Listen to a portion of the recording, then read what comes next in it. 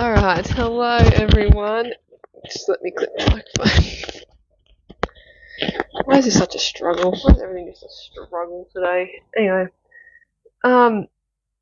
today it has been. Oh, jeez, don't mind my hands. Everything's just not going too well at the moment. Alright, let's just ignore everything except for what I'm saying. So, it's been so long since I've filmed the Mortal Instruments series where I read the first 3 books, and I was like, okay, maybe if I get the next 3, like I'll do another video and I'll film my reaction to those ones and blah blah blah, and it just didn't happen for freaking ages. Didn't happen for ages. I just put it off because I had a bunch of other books to read, all the excuses under the sun. Basically now there's no more excuses because the last video was so long. I'd like to just kind of leave all my reviews of each of these books until I've actually read them all, and I can come back and I can tell you a bit about it and see how I was feeling. Unless something major happens, I'm not going to film it like I did last time because it just took way too long. So the first one that we are going to read in this video is City of Fallen Angels. This is basically after, I think this is like after the war that they had with Valentine. This is like all the stuff that happened in the first 3 books. It's now kind of the aftermath of that, and some characters are officially allowed to be together. Some characters didn't make it. There's all this kind of stuff that's been going on. So I'm interested to see because it's been a while. It left on an interesting note. I think it was a nice place to stop for me, and now we're just going to jump straight back into it. We're going to read 3 of them, considering my last reaction to reading 3 of these books in a row. We'll see how we go, but I think I'll have a bit of a better reaction. I think it was obviously getting to me. It obviously got to me a bit more than I'd like to say.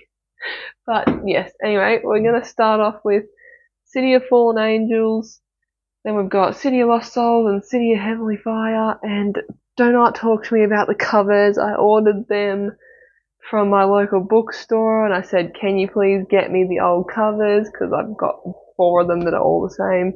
Yeah, no worries, we can do that for you. Turned up a week later and they're the brand new covers. So I just don't know if I can't get the old covers anymore, which is completely fine, but just love it. Just love like interacting with people and them telling you something and then it just doesn't work out.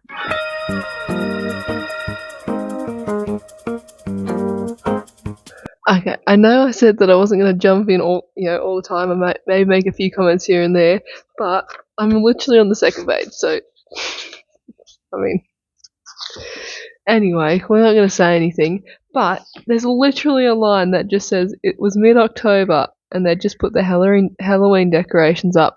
It's literally mid-October. It's October the 16th, which I didn't mention before, but it is October the 16th. Like, I think I saved this for the perfect time to read this series, which I didn't even plan, but it's literally happening at the same time. It's great. What a coincidence. Just thought I'd point that out.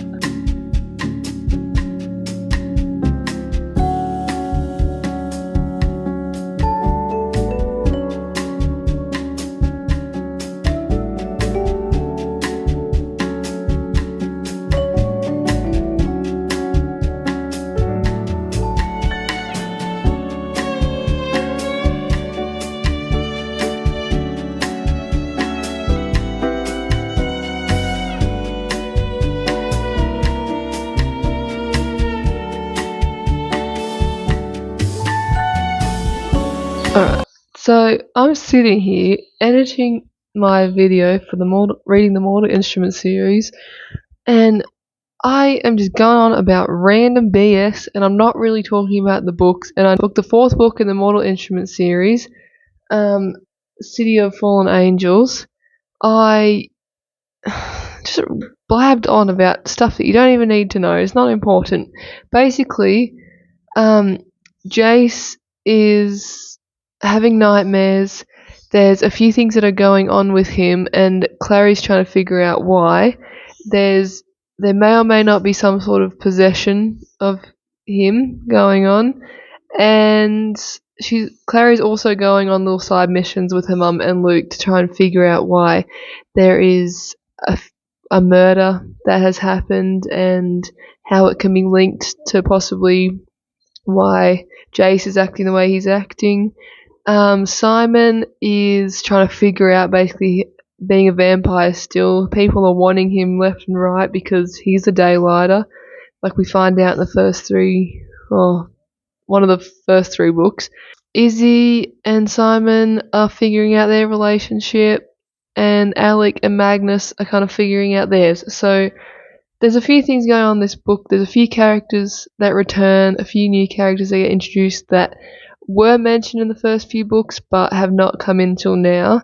So it is the aftermath of everything that happened with Valentine and that war and all that sort of stuff. So it's still carrying on. So there was a lot of unanswered questions in that third book, and now we're starting to get answers as to why stuff's still happening, why people haven't been able to move on, why Jace and that are acting strange. So there's a few things that have been going on that are just starting to connect now to the first three books. That's basically it. It's just the start of this next big problem that they now have to face, and the character that comes back is quite a nuisance, and so they're going to be spending the next three books figuring out how to get rid of him. So can't wait.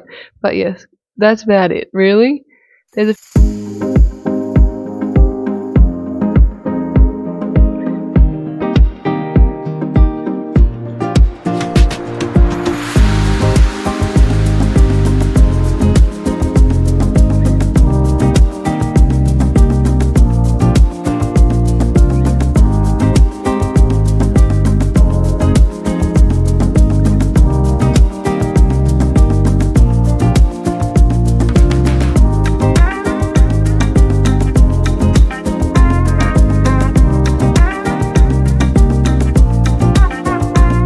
Honestly, I think I need to start writing myself scripts because this is getting ridiculous. I just watched myself review the fifth book in the Mortal Instruments series, and it's the same as the fourth one. I just talked a lot of BS and didn't really say much about what was going on. So basically, in the fifth book, we are following.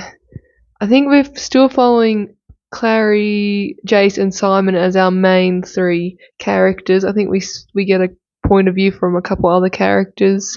We've got Clary, Jace, Simon, Izzy, Alec, Magnus, Maya, Jordan, Jocelyn, and Luke, who are a lot more prominent in this book too, and they all kind of get split up, so that's why there's a lot more POVs in this one. It's very good. I did like the POVs. It was also a bit like meh. It was one of those books that was like, it was alright. There was a lot of information dumped in there. A lot to take in. A lot of weird stuff happening. Jace basically gets taken away from one of the characters that returns and is brainwashed once again. Poor buggers, he's going through hell and back all the time. And Clary basically ends up in the middle of, I guess, this whole situation. So there's three of them, Jace, Clary, and this other character, who are now all together for most of the book. And Clary is kind of starting to connect with this character again, even though she does not like this character. This character has done some horrible things, and they are now a prominent part of this story once again. So that's interesting. Luke and Jocelyn are kind of still going off on their own to a point, but Jocelyn now also gets involved a bit more with Alec and Isabel and Magnus too. So those characters are all working together to try and rescue Jace and Clary from this situation.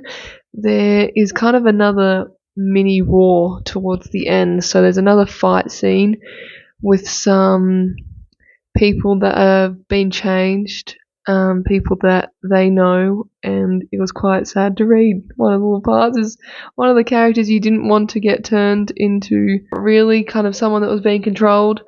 There was a bit of those moments where it was just like, oh damn, like I wish these characters didn't get caught, but they do. There's a pretty horrific scene in, I think, chapter 19, so pre-warning there. It's a bit horrific, it's a bit disgusting, but it suits this character. It's what they act like, and it's horrendous.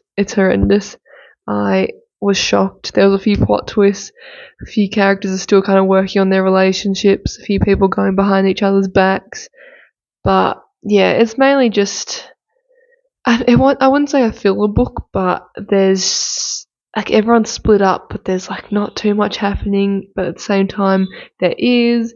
It's really hard to kind of explain, but it was good. I did enjoy it. It was pretty good, but I am keen to just kind of let this series come to a close in this third book now that I'm up to. So we'll see what happens and how they're going to.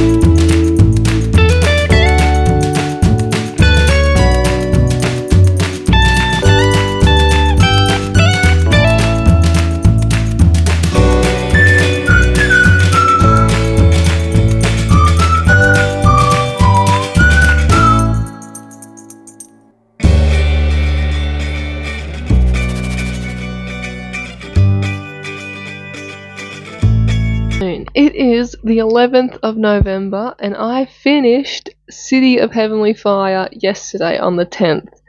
So I kind of needed a bit of time to just process what I'd read and what had happened, and then I could come on and I guess briefly tell you what happened without spoilers. So, oh my gosh. I mean, this is a lot of information.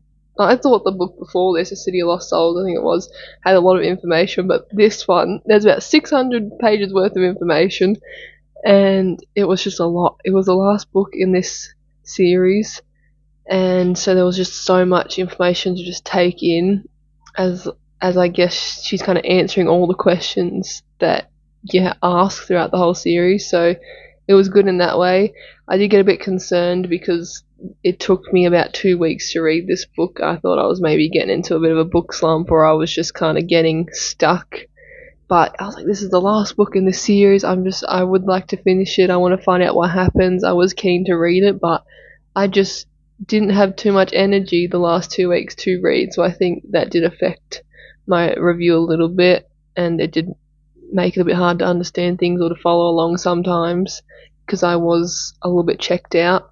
But basically, this is like the war to end all wars in this book. The character that has come back that they are trying to, I guess, destroy has caused one of the most major wars in this series, in the 6 books for the Mortal Instruments series. So, I mean, it was pretty intense. This character kind of gets what he deserves. There's a little bit of a sad part with this character though, like he has just been a horrible person throughout the whole book, and then you finally get a glimpse of what he could have been in a way, and it just it does break your heart a little bit to read it, but you also don't feel as bad for him because of what he has done.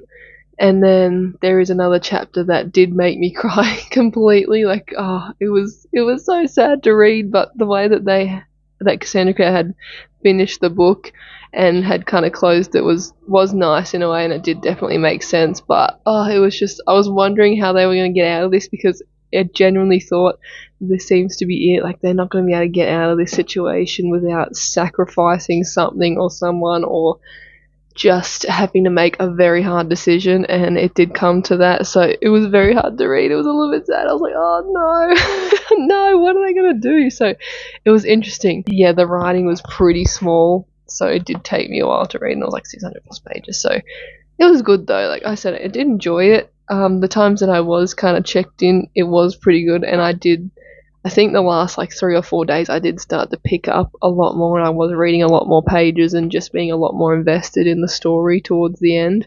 But man, it was good. I mean, she's wrapped it up very nicely, like I said, and it was just, I am kind of glad I've finished the series, but I do kind of miss them. I was a little bit sad that I'd finished it yesterday because I was so used to just reading it. Yes, being introduced to new characters, it was a little bit odd with the last book to be introduced to these characters, but I think they are connected in other series in this world in some way. So I guess that was pretty cool that they added these. I think they're from the Los Angeles Institute, these new characters, and also Tessa and I guess Jem do make an appearance in this book, which I thought was pretty cool too. Nice wrap up of everything that had happened in the last 5 books, so it was good. She did well with that, and I did really enjoy it. And yeah, I would recommend this series, honestly. It was action packed, there was never a break for the characters, there was always something going on, and the only time I kind of did check out a bit was when there was a lot of information that was being told, or there was just a lot of politics or chatting about kind of what they're going to do and how they're going to fight, and just kind of repeating stuff like that too. So things like that were pretty good, and not really any spice. There is a scene with certain characters where they do kind of go down that path, but she doesn't really go into detail, so this is definitely YA, and you can tell that, but it was all good. Did enjoy it. I would recommend. And that wraps up reading the Mortal Instruments series. I hope you enjoyed these videos. I will try and link the first one around here somewhere so you can go watch me read the first 3 books, where I feel like I had a mental breakdown towards the end. But anyway, here we are. We've done it. And I'm going to miss them. I think people my age or a bit younger would enjoy, if you're into books that don't have too much spice, but it's more about kind of the action and friendships and building relationships and that fantasy aspect where you got fairies and warlocks and werewolves and vampires and magic, and just being in that world again is just, it's so good and amazing. I love it, and I love being in those fantasy worlds where it's all those creatures that you think of from childhood. So she's done well, was pretty good, I'll give her that. And I'll see you in the next one.